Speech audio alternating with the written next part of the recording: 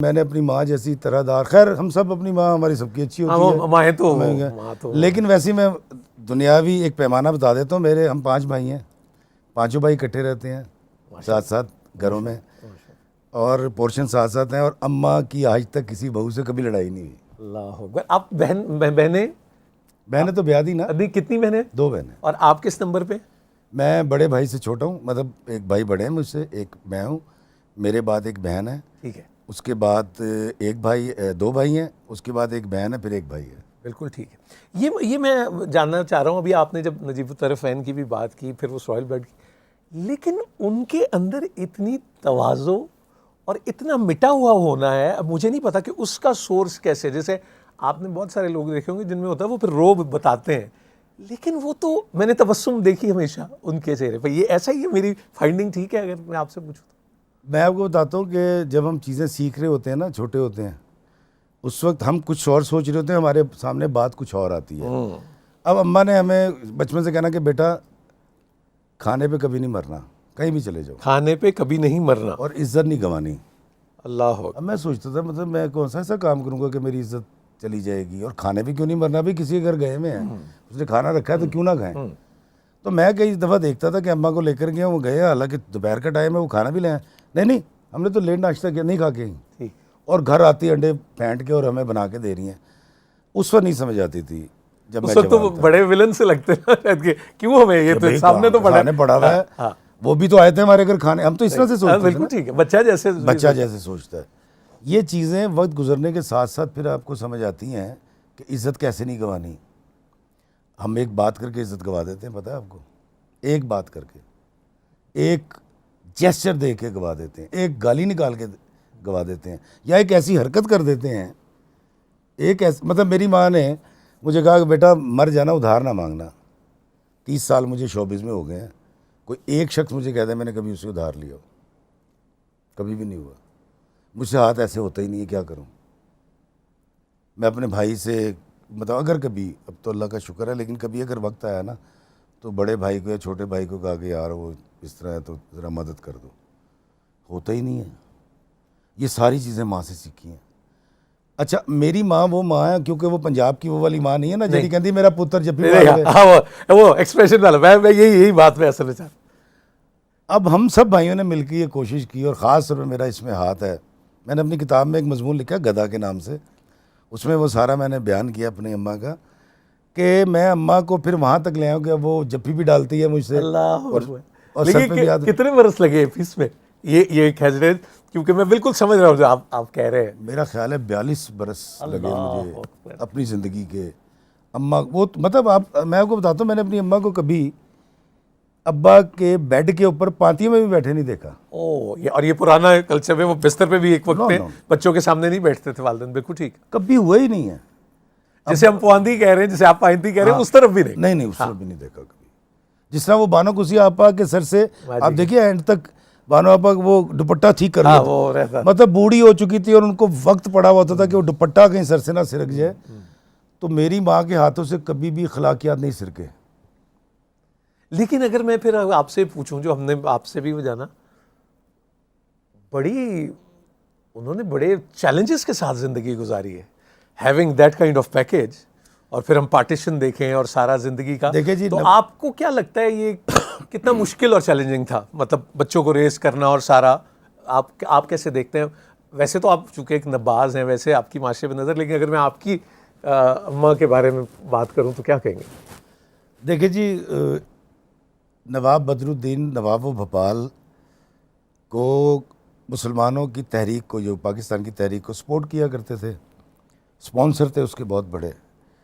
गोली का ऑर्डर हो गया। आप अभी आप सर्च करें ना, तो आपको इंडिया में मेरा नाना पढ़ाया जाएगा गद्दार। इंडिया में ब्रिटिश आर्मी का गद्दार, बिल्कुल ठीक। अब उनकी गोली का ऑर्डर हो गया और वो निकल गए। एक बेटी थी, उसमें मेरी खाला थी, और अपनी बेगम को लिया और वो कहीं बीकानेर और इधर से छुपते छुपाते वो कराची के कहीं मज़ाफ़ात में आके छुप गए।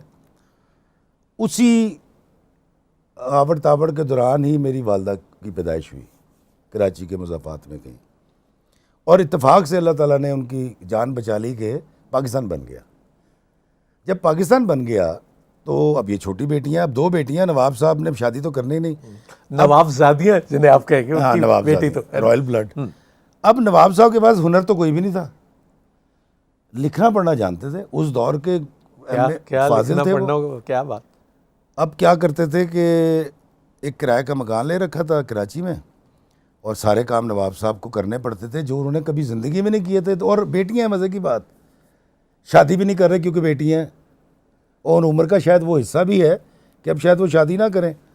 तो वो करते ये थे कि जाते थे, जो कराची कोर्ट है उसके बाहर, इब्तदाई पाकिस्तान के दिन हो गए थे, अदालतें लगना शुरू हुई, वहाँ जाते थे, एक वसीका नवीस का बोर्ड अर्जी लगाया नवीस और वसीका नवीस जैसे, बिल्कुल ठीक। और मुंह के ऊपर डाल लिया कपड़ा, अल्लाह अकबर, ओहो, और डिस्क्लोजर ना हो, पता ना चले कौन है। तो वो खैर वो अर्जी नवीसी करते थे, उससे 1.5 रुपये 2 रुपये बड़े आराम से, क्योंकि उनकी लिखाई भी अच्छी थी और बाइल भी थे, खुश खत भी, और वो खुश खत भी और थे, ख्याल भी, खुश ख्याल भी उसमें, ख्याल भी। वो एक दिन कोई शनासा आ गया और उसने किन पहचान लिया, उसने कहा अरे नवाब साहब आप, और अर्जी नवीसी। उन्होंने कहा मियाँ रोज़गार तो कमाना है। तो उसने कहा कि ये क्यों डाल रखा है, आपको इतनी शर्म आ रही है हलाल कमाते हुए, कसब कमाते हुए। ये कहा उन्होंने? हाँ, उन्होंने कहा नहीं मियाँ, लोगों ने हमें भोपाल में जिस जगह पे देखा हुआ है, कहीं अर्जी नवीसी करते देखकर उनका दिल ही ना दुख जाए कि नवाब साहब ये क्या कर रहे हैं। वो ये कह रहे हैं कि मेरा नहीं मसला, वो उस पे।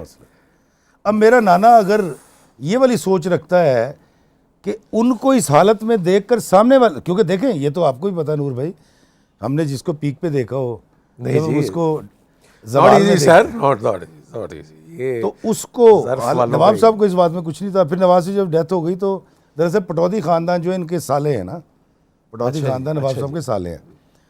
तो जब इनकी डेथ हो गई तो मेरी अम्मी की जो मतलब नवाब साहब मतलब की उस जो- हवाले से तो फिर सैफ अली खान और वो आपके हाँ, अजीजदारी आपकी हो गई अजीजदारी ना? है। बिल्कुल ठीक। तो वो उसके बाद उन्होंने क्या किया कि इनके साले, नवाब साहब के साले साहब की जो बेगम थी ना, फिर वो साले साहब और वो ले आए इनको यहाँ। अगर मैं 2 घड़ी में वैसे ही आपसे पूछूं, और फिर शायद हम उन सब का भी साथ ही जिक्र आ जाएगा, कि वो जो चैलेंज आप बता रहे हैं और नवाब ऑफ भोपाल बता रहे हैं, क्या क्या छोड़ आए होंगे वो इस वतन अजीज के? 12 महल आज सर्च कर लें आप, भोपाल में जो है वो मेरे नाना का था। नवाब बदरुद्दीन बहुत बड़ा आदमी, मैंने कभी शोर इसलिए नहीं मचाया, ये पहली दफ़ा मैं किताब में तो लिखा है, डिस्क्लोज कर रहा हूँ, फ़ायदा ही कोई नहीं गा। फिर मजाक उड़ा के पुदीने के बाग थे जी, गल्ला सुनने मिल दी है ना, तो बेहतर ये कि बंदा चुप कर जाए। लेकिन क्योंकि मेरी माँ का जिक्र आज है और आपने किया, इससे पहले मेरी माँ का कभी तस्करा नहीं हुआ, तो आप तो क्योंकि मिले हुए, मैं इसलिए कह रहा हूँ। जी जी जी। अच्छा, फिर उन्होंने जब पाला, उसके बाद उन्होंने उनकी शादी जब की, वो लाहौर ले आए, शादी की एक सॉटर से, मेरा बाप सॉटर था उस ठीक एजी ऑफिस, एजी पीएनटी में। ठीक। अब आप मुझे बताएं कि एक ये एजी ऑफिस जो एजी पीएनटी, वे छोटे ताया जी उधर, हाँ, अल्लाह बख्शे। वो जानते होंगे।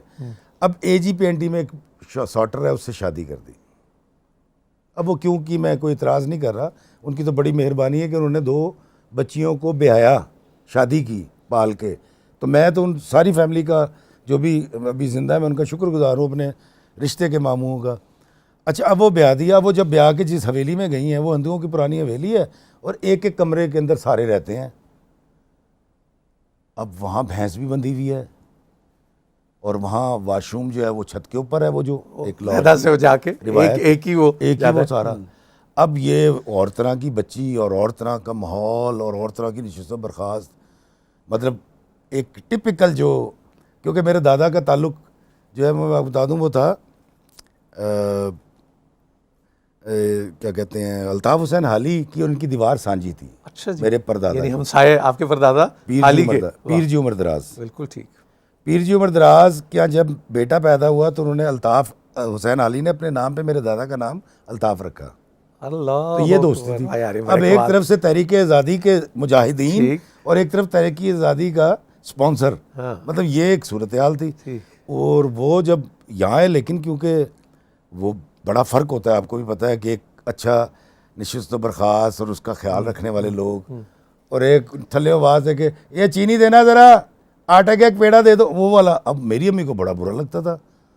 अब ये उसरे बन सवर के रहना और वो बुंदे पहन के और वो हार पहन के ससुर को झुक के सलाम करना।